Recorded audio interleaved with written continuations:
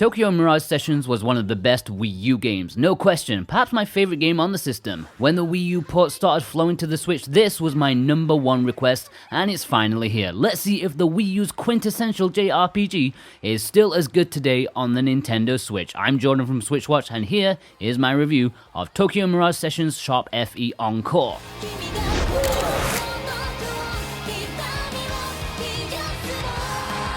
Alright, before I delve into it, for some reason, the name of the game always trips me up when I try to say it aloud.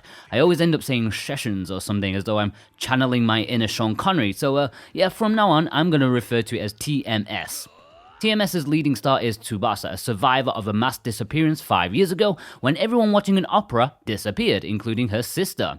Jumping to the present day, she's about to perform her debut during a talent show in order to become an idol, when things get a bit weird and she's kidnapped by evil mirages who want to steal people's performance power.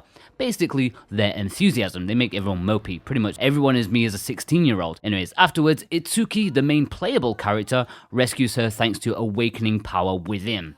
At that point, they are headhunted by a talent company by day, world savers by night, in an attempt to become superstars and help fight Mirage attacks away. The story is absolutely bonkers, and I wouldn't want it any other way. There are loads of made-up words, load of poppy happy-go-lucky stuff, J-pop, it's just mental, and I really enjoy it. While it's not quite as complex or compelling or serious as other top-tier JRPGs, it's fun and it doesn't care, and I appreciate that.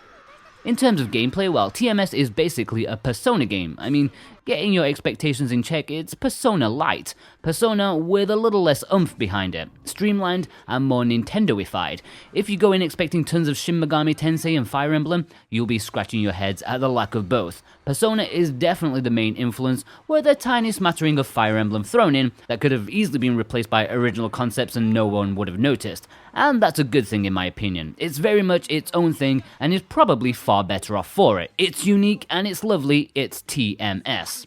The game is split between 3 gameplay styles, as is mostly the case with JRPGs. You have your walking around town segments, interacting with people, buying stuff from shops, picking up side quests. It's briefly done here. They've trimmed a hell of a lot of fat, even if it's kind of fat that people quite like. Areas around Tokyo are quite small and compact, but it's a minor point as you won't be spending a whole lot of time here, mostly just progressing the talky bits of the game. Fast travel makes light work of this area. Then there's the dungeon crawling. Each chapter, a new dungeon will pop out somewhere in Tokyo, and you and your team delve into it to defeat the bad guy at the end. These dungeons are teeming with evil mirages that want to do you harm. There are no random battles, you'll be bumping into the monsters as you make your way through these dungeons. You can initiate battle yourself by whacking them with your sword prior to touching them. This will give you a higher chance of getting a first strike and less of being taken by surprise. But anyways, back to the dungeons. They are simple in design, at least from a visual perspective. Lots of random floating platforms, linear corridors and such, but I do think they are well designed despite how they may look. Each dungeon will have its own gimmick and they all feel very different from each other. It's great how areas end up connecting to each other the more you progress. So they are well thought out and planned. There are puzzle elements too, which yes, I will say that they are quite simple, but it's very much balanced in my opinion. You kind of always know what you need to do since it's intuitive enough, but you never get bogged down. I like the simplicity to it.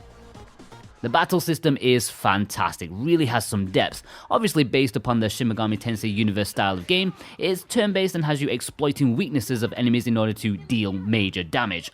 There are lots of linking attacks in this one which can make for some awesome combos. The problem with the original game is that some people found it to be a bit long-winded, attacks aren't exactly brief, and now in this updated Switch version, much of it can be skipped should you so desire. There's a lot going on with the battle system because they've actually packed it with a good few gimmicks, session attacks, performance attacks, it's just hefty, and the stuff it offers is really interesting as you can combo attacks, but explaining all the bits would make this a long, dry review, which I really don't want to do. I'll just say that the battle system is really the fantastic highlight of the game, and it's made even better in this port due to the opportunity for speeding some things up and much better loading times this time around.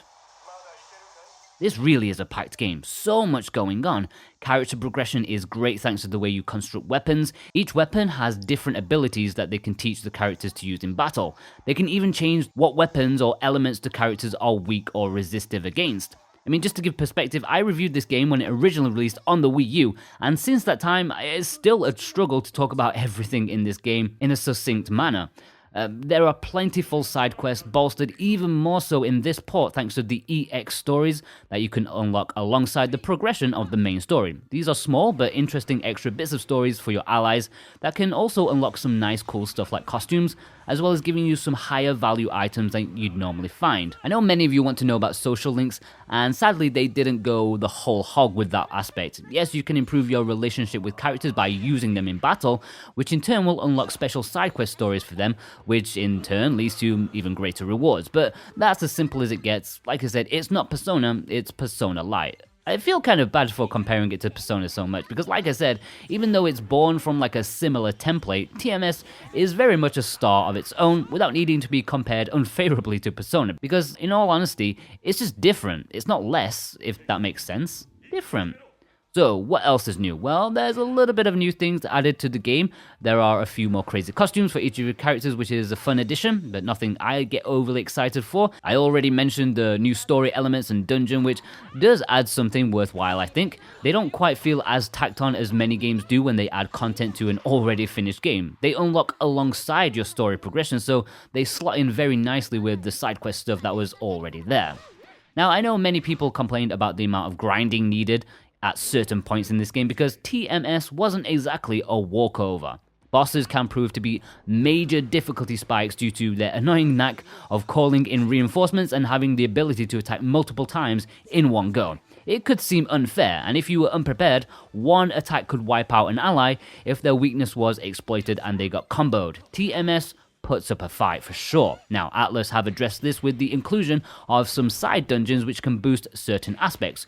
You have a dungeon that has rare items to build weapons, you have a dungeon that can help you learn abilities faster, and another for XP to level up pretty fast due to some cheeky items you can find which, if used, will make a character need only 1 XP to level up. This can be exploited and may be useful if you don't fancy getting bogged down too much. Although, if you level up above what the game expects, it can really ruin the fun of the battle system, so guys, boost responsibly. The soundtrack is absolutely fantastic for TMS, put together by Yoshiaki Fujisawa, who at the time wasn't exactly known for their video game work, mostly working on other types of media, but they really suit the idol theme perfectly here. The songs are fantastic, brilliant battle music, great variety that really exudes the idol nature of the game. But, it's not afraid to go a bit dark either. Added to this game, there's a whole new track plus variations of older songs. It may sound minor, and it is to me, but fans of the J-pop style will appreciate this one a lot more than I do. Overall, excellent music.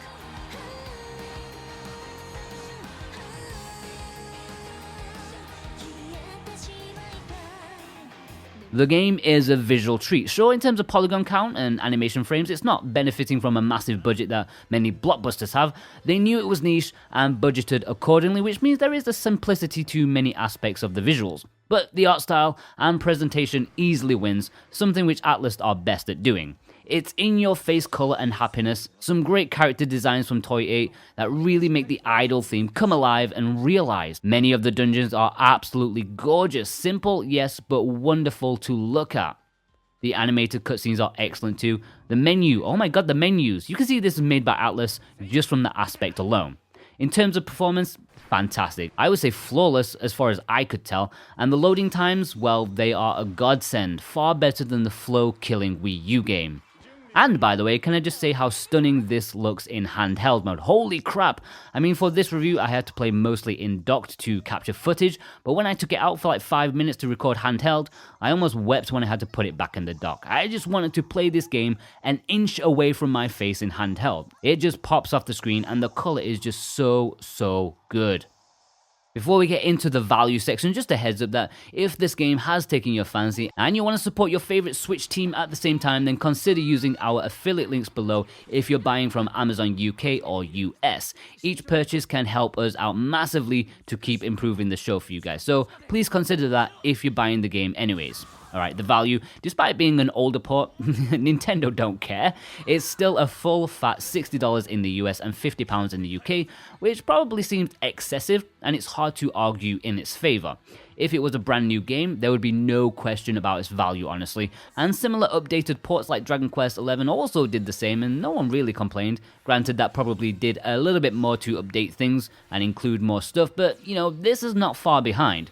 If this was my first time purchasing it, I would not be even slightly bothered by the price. For me, it's worth every single penny, especially if you can get it physically, which should be a decent amount cheaper if you shop around. I mean, it's a 50-hour story, plus God knows how much longer if you want to do all the side quests and stuff. For me, that is worth the full price. Maybe if you played it on the Wii U, probably not, but if this is your first time, definitely.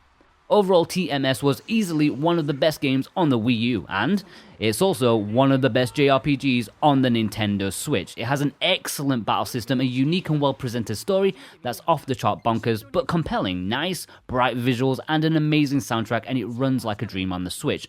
There are so many great JRPGs to choose from on the Switch these days, but we have no doubt that this is the one you should gravitate to if you're looking for your next JRPG to purchase. I want more of this.